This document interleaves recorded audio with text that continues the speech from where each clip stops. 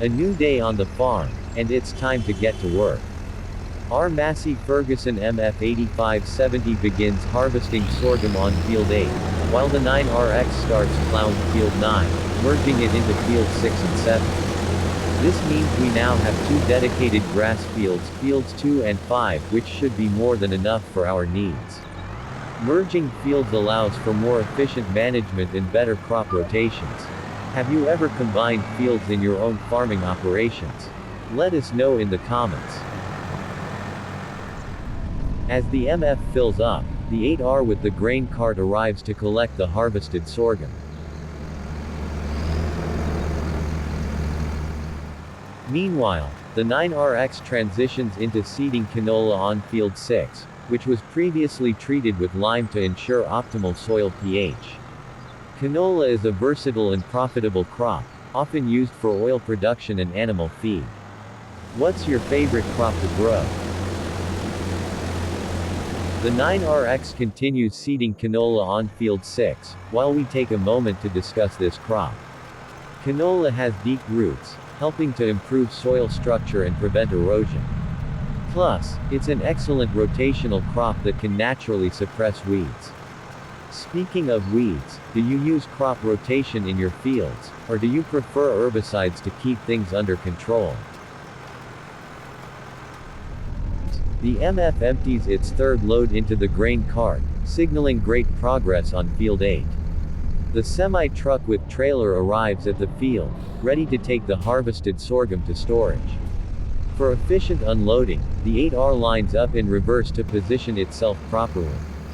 Sometimes, maneuvering can be tricky, but with a little planning, everything runs smoothly. Have you ever had to make a tight maneuver to get your equipment in the right spot? Once the MF is full again, it empties into the grain cart, which then unloads into the semi-truck trailer. The trailer heads back to the farm, where the sorghum is stored in the silo for future use. With the sorghum fully harvested, the 8R begins mulching field 8. Mulching helps break down leftover crop residues, adding organic matter to the soil and improving fertility. Meanwhile, the 9RX is still finishing the last rows of canola on field 6.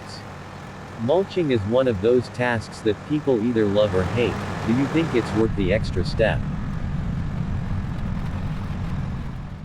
Once seeding is complete on field 6, the 8R starts rolling the soil.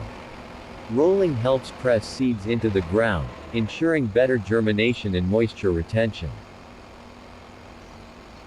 We will be done soon on field 8 with sowing and rolling. After that we will continue in September. We see that weeds have started to grow on field 6. We start to fill the dyno at the shed, and, at the same time, the 9RX moves to field 8 to seed wheat, an important crop that will provide both grain and straw for the farm. Have you ever had a perfect crop that ended up with a poor yield? What happened?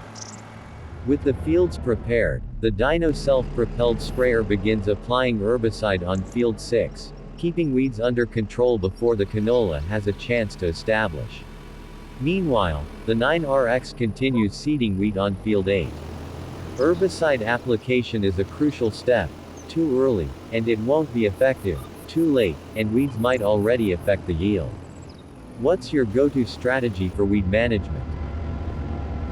The dyno sprayer finishes its job and heads back to the farm for a wash.